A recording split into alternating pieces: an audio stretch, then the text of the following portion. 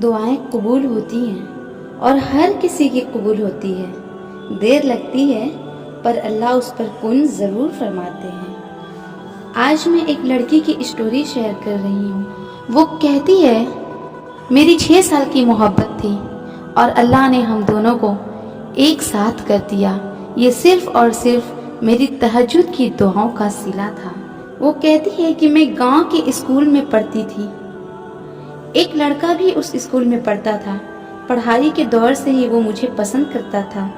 جیسے جیسے اسکول کا دور ختم ہونے والا تھا، وہ مجھ سے اپنی بات شیئر کیا اور بولا، میں تم سے نکاح کرنا چاہتا ہوں، اور مجھے بھی اس سے محبت ہو گئی تھی۔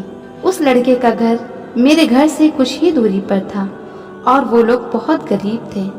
جب میرے گھر والوں کو اس کی خبر ہوئی، میرے گھر والے بہت غصہ ہوئے اور اس کی وجہ سے ہمارے اور اس کے گھر میں دشمنی بھی ہو گئی۔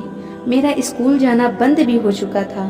اس نے مجھ سے کہا تھا کہ میں اللہ سے دعا کرتا رہوں گا اور تہجد میں تمہیں مانگوں گا، بس تم بھی ہمت مت ہارنا، اللہ سے تہجد میں دعائیں کرتی رہنا۔ وہ اپنی آگے کی پڑھائی کرنے کے لیے باہر پڑھنے چلا گیا تھا، کیونکہ وہی واحد تھا جسے اپنے گھر کے حالات بھی صحیح کرنے تھے اور وہ چاہتا تھا کہ کچھ قابل بن جائے۔ میں بہت بے چین رہتی، رات رات کو نیند نہ آتی، کیونکہ میرے ہاتھ میں کوئی سیل فون بھی نہ دیتا تھا۔ ایک دن میں نے چپکے سے کسی کے فون کو لے کر اس سے بات کی تو اس نے مجھ سے یہی کہا، میں نے اللہ پر سب کچھ چھوڑ دیا ہے اور میرا یقین اللہ پر ہے، تم بھی اس اللہ پر یقین رکھو، اللہ ہمیں ضرور ملائے گا۔ میں اللہ کے سامنے روتی، گڑ گڑاتی، اس سے دعا مانگتی، میں تہجد میں بہت روتی اور اللہ سے کہتی، آپ ہی سب کچھ کر سکتے ہیں، آپ کے لیے کچھ بھی مشکل نہیں ہے، اللہ آپ ہی کچھ کیجئے۔ ٹینشن کی وجہ سے کئی بار میری طبیعت خراب ہو چکی تھی۔ وقت گزرتے گزرتے 5 سال ہو چکے تھے، لیکن ہماری محبت ابھی بھی ویسی ہی تھی۔ اب وہ آنے والا تھا، اس نے اپنے آپ کو اللہ کے حوالے کر دیا تھا اور میں نے بھی۔ وہ واپس اپنی پڑھائی مکمل کر کے آیا تھا، بس اب ایک اچھی جاب کی تلاش تھی۔ جب یہاں آیا پھر اس نے خود اپنے گھر والوں سے کہا کہ بات چلائیں، لیکن میرے گھر والے نشان میں انکار کر دیے۔ وہ جاب کے لیے اپلائی کیا، اللہ نے اسے ایک بہترین جاب سے نواز دیا۔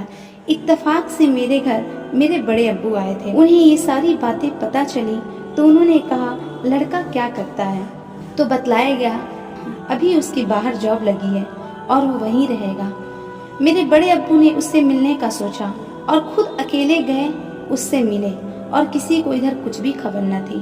انہوں نے میرے ابو سے کہا کہ دیکھو لڑکا کامیاب ہے، اچھا ہے اور گاؤں میں ہی ہے، تو تم کیوں شادی نہیں کروا رہے ہو؟